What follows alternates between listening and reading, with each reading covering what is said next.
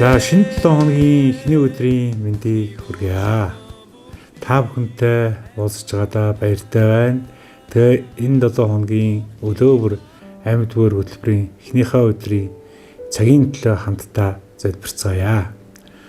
Агуу иш эзэн бурхан минь, та энэ цагийг эхнээс нь дуусталд нь хамт байж ариун сүнсээр дамжуулан биднэрт өгөө өгж алдарших болтугай. Тэгээ бидний итгэлээр босгон байгуул ажиллаа хийх болтугай гэж эзэн Иесус Христийн эрх мэдэлтэй нэрээр танд даатхан өрөөн гуйн залбирцгаалаа. Амен.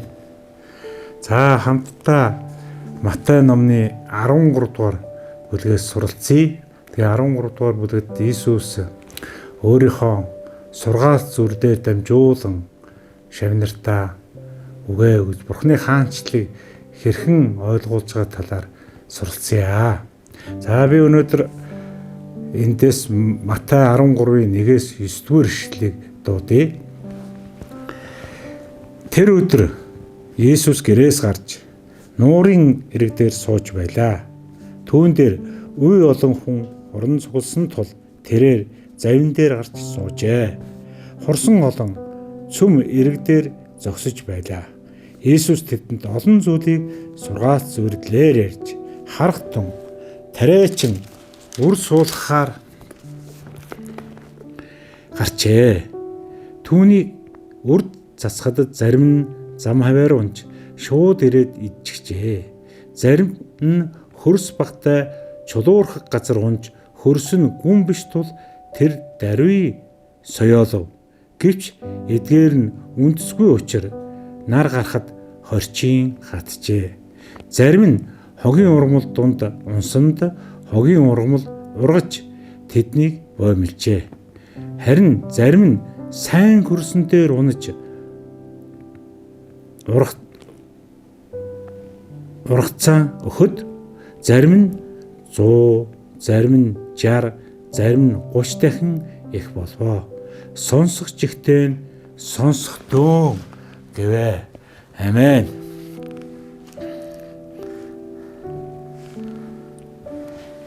За Матай 13-ийн 1-ээс 9-р ишлэлээр тулгуурлан энэ тариачны сургаалт зөвлөл буюу үгийн үрийн тухай сургаалт зөвлөлийг Иесус айлтсан. За үгийн үрийг хэрхэн хүлээж авах тэр зүрх сэтгэлийн талаар бид нарт хэлж байна. За бид бүгд Бурхны үгийн үрийг өдөр бүр сонсож, уншиж, эсвэл бусдад хуваалцдаг. Хэвч Иесус энэ сургаалт үгээр бидний зүрхний байдал, Бурхны үгийг хэрхэн хүлээж авч амьдралд үр жимс гаргахад чухал гэдгийг хэлж өгч байна. За энэ дээр харах юм бол 4 төрлийн хөрс байдгийн байна. Тэгээ тариачин тэр 4 төрлийн хөрсөнд өр суулгасан тухай гарч байна. За тариачин бол Иесус өөрөө юм аа. Иесусд үгийн үрийг тархич. Иесус хүн бүрийг зүрхэнд үгээ хэлдэг тарьдаг. Бурхан бол ялгуурлагдгүй. Бүгдийн зүрхэнд үгээ тараадаг.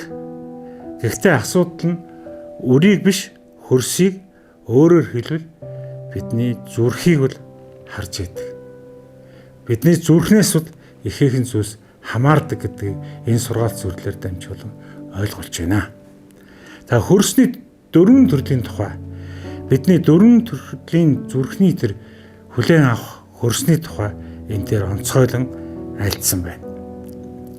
За нэгдүгээрт тэр замын хажууд ургасан үрийн тухай хэлэхдээ энэ бол хатуу зүрх сэтгэлтэй зөөрлөж хэлж байна.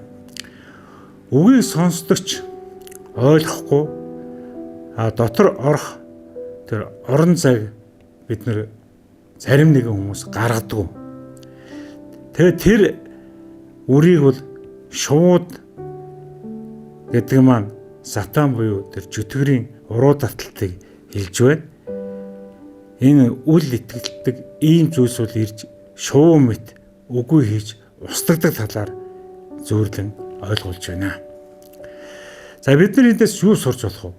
Хатуу зүрхэнд үгийн үр тогтдгүй юм байна гэдгийг мэдж авлаа. Тэгэхээр зүрхээ хатуу байлгаж үгнээс хол байхгүйгээр харин зүрхээ даруй байлгаад сүнсний зөөлрлийг хүлээлдэг итгэгч нар байцгаая.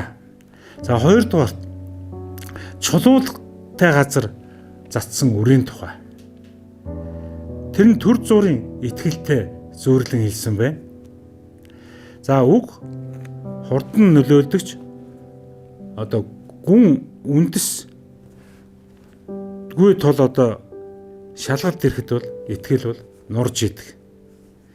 Тэгэхээр бид итгэлээ гүнзгий үндэстэй болгож залбирал үгийн судалгаа итгэгчдийн дунд хамтдаа үгийг судалж, символээрээ үг судлаж, эсний үгтэй ойрхон байж үндэстэй үгийг хүлээж авахыг бид нарт бас ойлгуулж хэлж байна.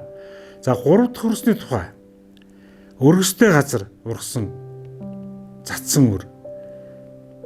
За энийг юутай зүйрлсэн бэхлээр санаа зовнил ба эд баялагтай зүйрлэн хэлсэн байна. Үг ургаж эхэлдэгч дэлхийн санаа, амьдралын дарамт, янз бүрийн байдал, шунал эдгээр нь бол үгийг бол боомлж байдаг. Иймд Бурхны үгийг хамгийн түрүүнд тавьж Матай 6:33-д хэлсэнчлэн эхлээд Бурхны хаанчлал зөвхт байдлыг хай гэдгийг эрхэмлэн байхыг сануулж байна. За 4-р хөрсний тухайд энэ сайн хөрс. Сайн хөрсийг бол нээлттэй, дуулууртай, зүрх сэтгэлтэй зөөрлөн хэлсэн байна. Үг үндэстэй болж жимс гарганаа. Тэгээд тэр жимс нь 30, 60, 100 дахин өсөх болно гэдгийг Иесус биднэрт сургаж байна. Тэгээ үгийг хүлээж аваад итгэлээр хэрэгжүүлж Бурхны хаанчлалд үр жимс гаргацгаая. Амен. Тэгээ бид нар үгийн хүч ба бид нар үгтэй хэрхэн харьцах талаар биднэрт сургаж байгаа. Энэ үгээр дамжуулаад бид нар эвэлийг авч байна. Бурхан бүгдэд ижил үгийг өгдөг. Боловч хүн бүр ижил хариу үзүүлдэг байна. Тиймээс бид үгэнд бол Бурханы үгэнд нээлттэй байж, үгэнд үнслэж, үгэнд амьдрах хэрэгтэй юм а гэдгийг бид нарт сургамжилж байна. Тэгвэл Бурханы үг бидний дотор үр жимс гаргаж амьдралыг нь өөрчлөх болно. Амен. За тэгээ өнөөдрийн үгнийг энэ ишлэлийг дүгнэж хэлэх юм бол Христийн үг бидний зүрхэнд өнөөдөр ямар хөрсөнд ургаж байна вэ? Хатуу зүрхэнд үр тогтохгүй. Гүйхэн зүрхэнд үндэс ургахгүй. Сатаарсан зүрхэнд үг амьсгалж чадахгүй. За дөрөвдөх нь болохоор бид нар зөөлөн хөрсөнд нээлттэй зүрхэнд үг амьж үг үр жимс гаргадгийг мэдэж авлаа. Тэгээ Иесус таньдаа баярлалаа. Тэгээ хамтдаа залбирцгаая. Эзэн минь зүрхний минь хөрсийг зөөлөж, өгийнхаа үрийг ургуулж, бидний амьдралд жимс гарах хүч чадлыг өгөөч. Үгийг сонсох, төдий бас хэрэгжүүлэн амьдрдаг байхад туслаарай гэж Иесусийн нэрээр гуйн залбирлаа. Амен. Эзэн ивэгэ.